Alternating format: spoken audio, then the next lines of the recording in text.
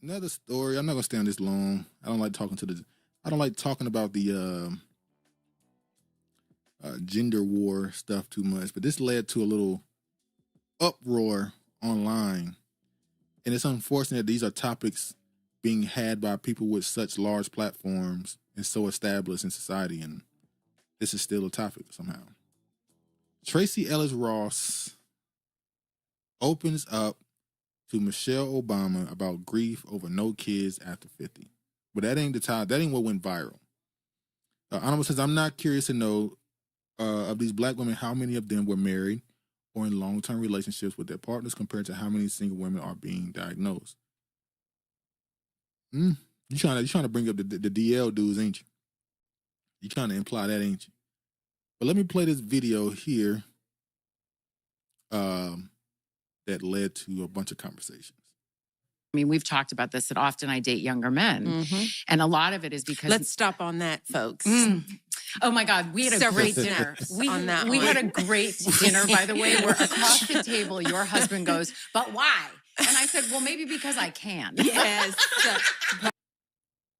Now, this man she's talking to, I'm not saying she's not allowed to say what you want to say, but the man you said that to is the former president of the United States. It's a former leader of the free world, and it gets the haughty laugh out of you that you can tell him because I want to. All right. A reach. This is what I'm saying. Tales from Tracee's.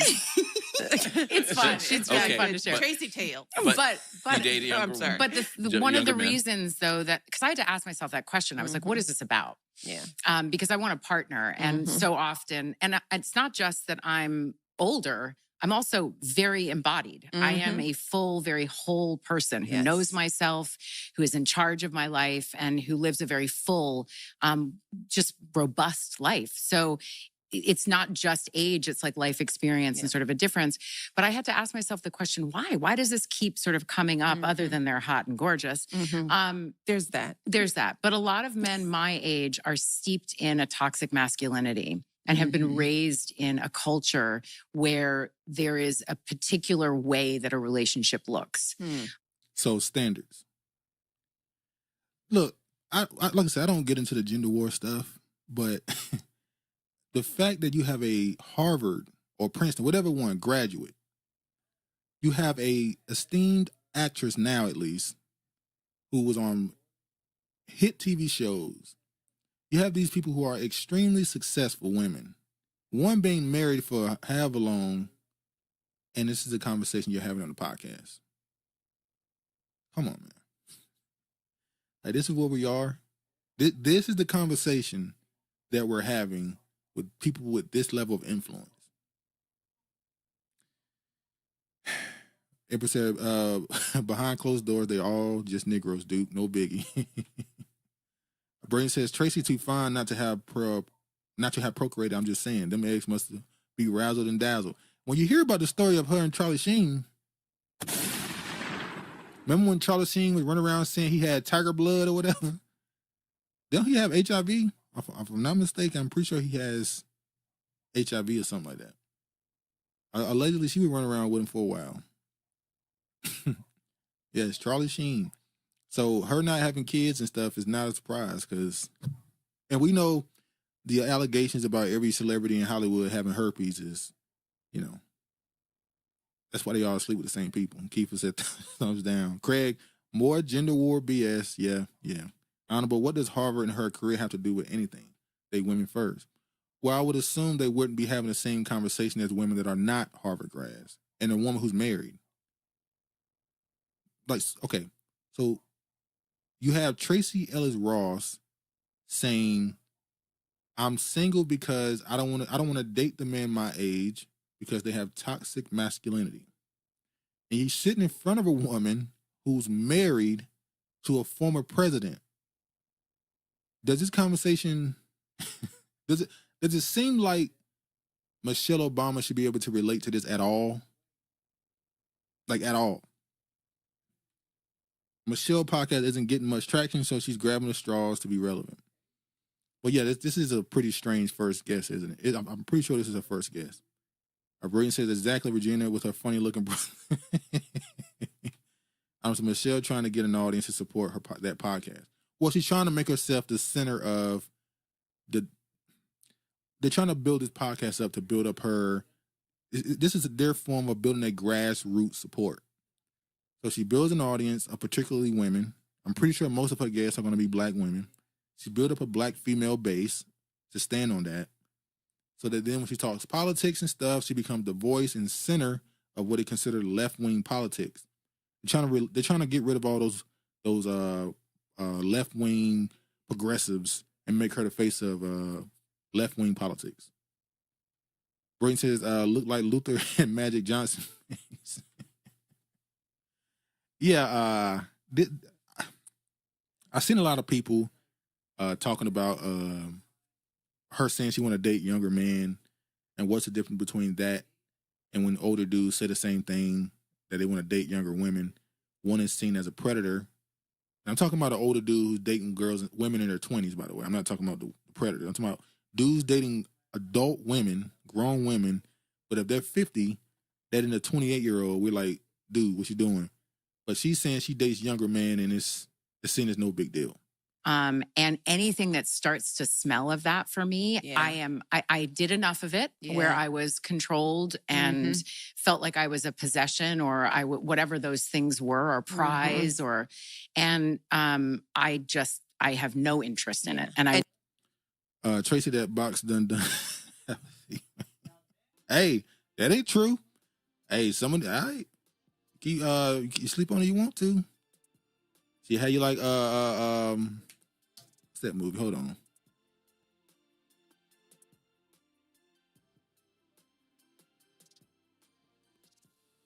Hold on.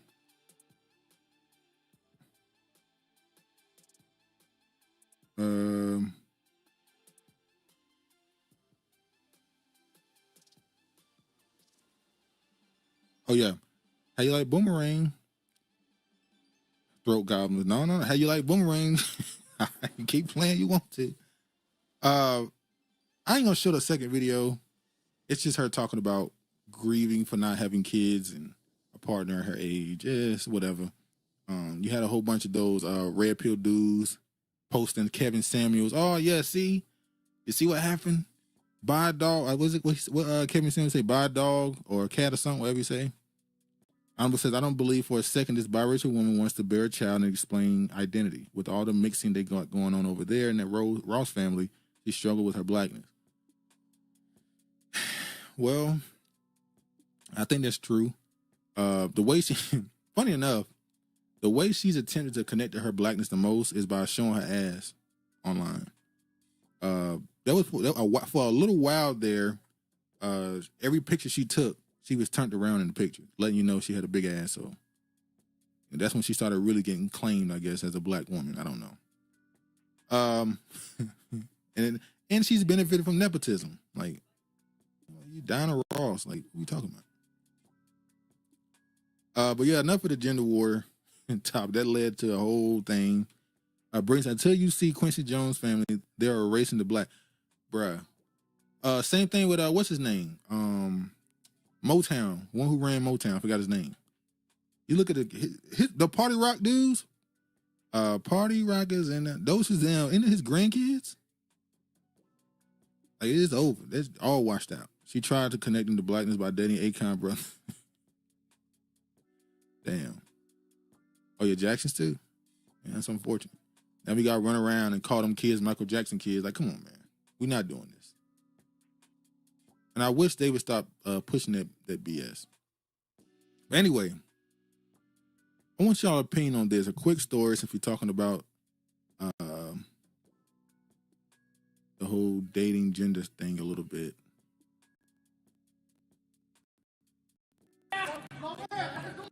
Oh, hold on, did I delete something again? Hold on, y'all. Oh yeah, I did. Hold on. Let me play this right quick. Let me play this. Then we're going to get to another thing I want y'all opinion on. Yeah, Berry Gordy, yeah. And funny enough, when you look up Berry Gordy, I saw there's a YouTube video, somebody who does like those lineage videos where they go back as far as they can. Berry Gordy's great grandfather was a white man. And three times great grandfather, one of those, he was a Caucasian man. And so it goes, and he shows the entire line, and then you see what Berry Gordy is doing with his kids and what his kids is doing, and it's like, oh, okay, this makes sense. All right, I'll even play this one. 1867, in Congress, they were discussing and debating after the Emancipation Proclamation in 1865, are we going to allow Negroes to get higher education? The answer was, yes, we will, but one, they can't come to our schools. And whatever school they set up, there's 3 sciences that must never be taught to the slave. Yeah, I think so, Regina. I think Berry Gordy, who is related to Jimmy Carter, they share great-great-grandpa. Yeah, I think so. Yeah.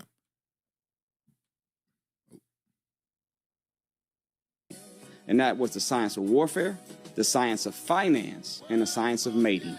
Oh, I think it was after slavery, Honorable. I think it was after slavery. It wasn't like a slave owner and a slave. It was after slavery. Look at although it may have been during that time, but she wasn't a slave and he wasn't a slave owner. It was one of those type of relationships. It wasn't slave owner. our problem. They're all under those 3 umbrellas. We don't know science of warfare. If we did, we wouldn't be killing each other. Anytime an army kills their own people, they call that friendly fire. You can never win a war against an enemy if you're fighting a civil war against yourself. Then finance, $1.3 trillion. That's how much black people have brought in as earnings in the last 2 years. That's a choice. Both yep. years. That makes, out of 233 nations on earth, that makes black people the 8th richest nation on the planet. Don't even have 10% of what they possess. We don't own nothing. Even when you come into our community, the only thing that we own is barbershops and beauty shops. Everything else is owned by somebody else. It's the Vietnamese that are doing all the nails. It's the Koreans that are selling all of the hair. It's the Arabs that have the you buy, we fry. It's the Indians that have all the gas stations. See, we don't own. It's the white people that have to pay their loan spots. It's the Jew with the pawn shop. We don't own nothing even in our own community. You can't even go into America and find a little Ghana or a little Nigeria or a little Africa. That's not true. Houston's nickname is Little Africa. Little Nigeria. Africa. But you can find Chinatown, you can find Jewtown, you can find Little Havana, you can even find Little Haiti. But you can't find no Little Africa. Why? We have never been taught the science of finance. I'm going to put this last part and then I'm going to get to what y'all saying. And then, of course, the science of mating is a two-sided coin. Mating is putting the right 2 people together. That's mate selection. And matter of fact, before I get to that, I'm going to say this is more of a wallow talking points. Bray says 20 years from now, NOI will be saying the same thing respectfully. I always said, regardless of what you think of them, they give certain dudes a purpose. You can agree with them. You can think that they're not really doing anything for the greater community to make extreme change, but at least on an individual basis, they're absolutely changing dudes' lives and giving them purpose and giving them structure. And so I will give them that. They do that consistently. Then mating means that what? You properly cultivate the product that comes from the 2 people you put together. That's parenting. Look at our problems.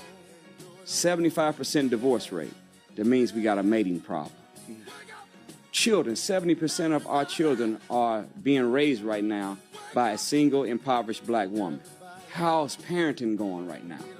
See, so these are the reasons that they didn't want us to learn it, is because they knew that if we didn't know it, we would be what we are right now.